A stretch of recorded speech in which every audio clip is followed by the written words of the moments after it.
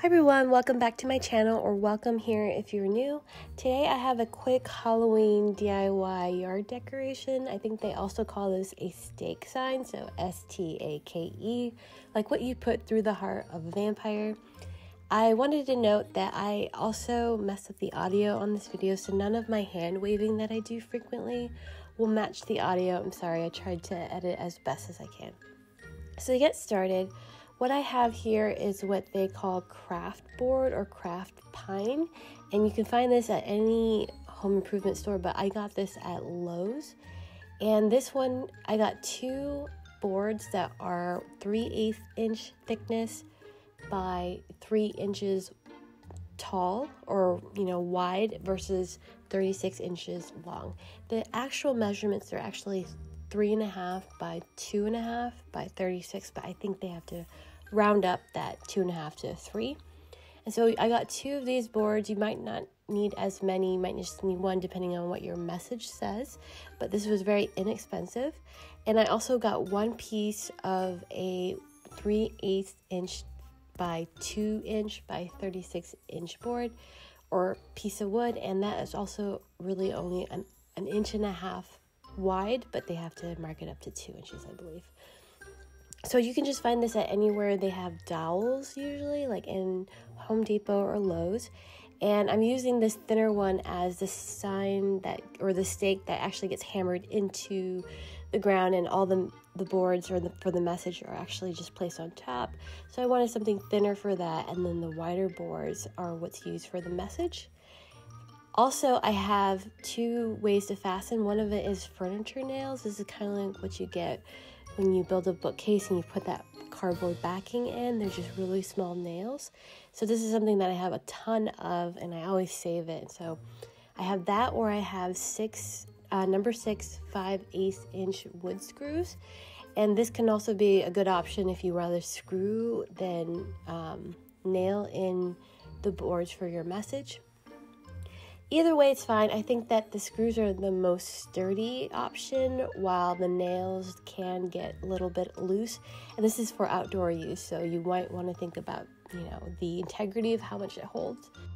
So I also have a hacksaw that I'm using to cut the wood. I also have acrylic paint, and this is the Martha Stewart in black and white. I'm not sure at this point which color I wanted to paint it, whether black or white. And I just got both because it helps to have options. And then other than that, I wanted to know how wide I should cut these boards. And to do that, I actually just cut the letters out of cardstock first. I could use the cardstock letters for the sign, but I just wanted this to just see how wide I want to cut each piece for my sign. So I'm laying it out here, and the message I want to spell out is beware of Killer Bunny. And the funny thing about that, if it's not really that funny, it's just funny to me, is that I have a little bunny that we got during our shelter in place. And so he's the sweetest thing, and he's not much of a killer bunny at all, but it's there just to be ironic. So after laying it all out, I figured that I liked the size 14 inches, so I'm measuring out 14 inches for the first piece for the letter, for the word beware. And I'm just going to mark that because that is where I will be cutting my wood piece down for that piece of the sign. You can see I am laying it out just so I want to make sure that there's enough space between or on the outer edges of the word when it's spelled out. I do like the signs that look like they are actually written in paint, like, with a paintbrush. And so this is what I'm trying to mimic here. For the word of, obviously, it can be a shorter piece of wood. And so I'm just kind of marking out what it looks like visually when I cut it where I marked it, whether that's enough space or not. It's always better to measure twice and cut once versus, hastily going through it and then accidentally making mistakes. I've done that a lot. So having these cardstock letters first helps me visualize what the sign looks like, so that I can kind of see, rather than having you know, a mistake made down the line and not being able to fix it. I could have also just cut this out of vinyl first and then, you know, space that out. I just thought this would be better because then I could manipulate the way it looks, because I might have not liked the size of the font after I cut out the vinyl. So cardstock was the easiest. I have a ton of it, and that is why I went with that route. But you save a lot of time by just cutting it out of vinyl. You do know what the maximum measurements here are. For instance, it's 2.5 inches tall, so you can't get any letters taller than 2.5. But after I've cut out all the wood, this is what the sign looks like. And I love it because I wanted the Killer Bunny letters to have that like blood drops dripping down. And one thing I didn't know whether I'd like is whether I want the word of. So instead it could have just said beware Killer Bunny, maybe with a exclamation mark where it says beware. So I play around with the pieces of wood that you have. Visually, if I took out the letter or the piece of board with of on it, it would actually look a little more uniform. So you see that like it looks nicer that way. It looks more compact visually, and I actually like this, but I liked having the word of in between better, because that way there's 2 words with black letters and, you know, 2 words with the Killer Bunny. So play with your sign. In all, it doesn't actually matter. Your sign can say whatever it wants to say. Obviously, it'll be different. I'm pretty sure you're not going to make a beware Killer Bunny sign, but play with it. I like the way that it looks without the of, but visually, I think it looks better with the of there, because it gives sort of, you know, visually it looks better because of the different sizes of the boards. So I think I'm going to actually use the black paint, and it is kind of what I ended up using.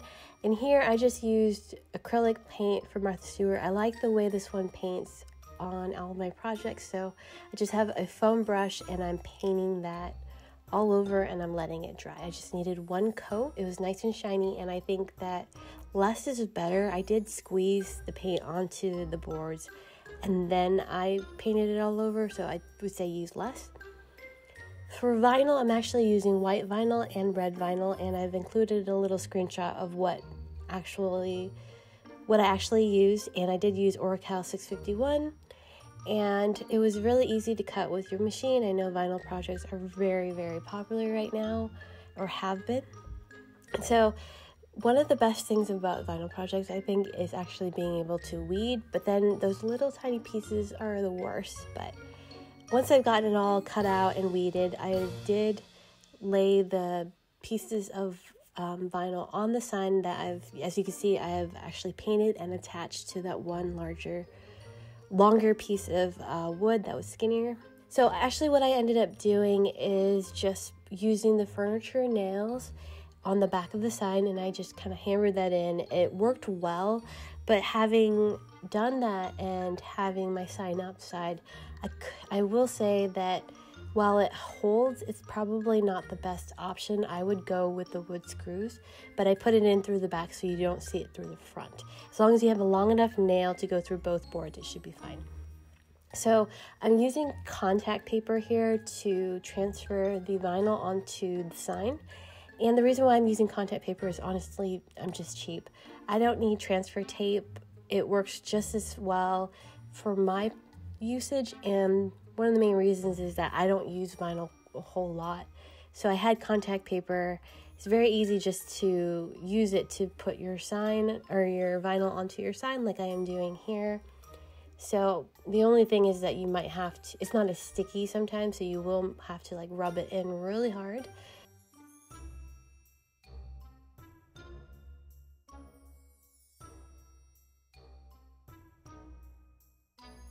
So I am in love with this sign, and one thing you can do to protect your sign, because it is permanent vinyl, however, you can also add a like sort of coating to it. So what I have is the UV resistant acrylic coating from Krylon, and I've linked everything that I talked about in this video down below. You can spray it all over if you'd like.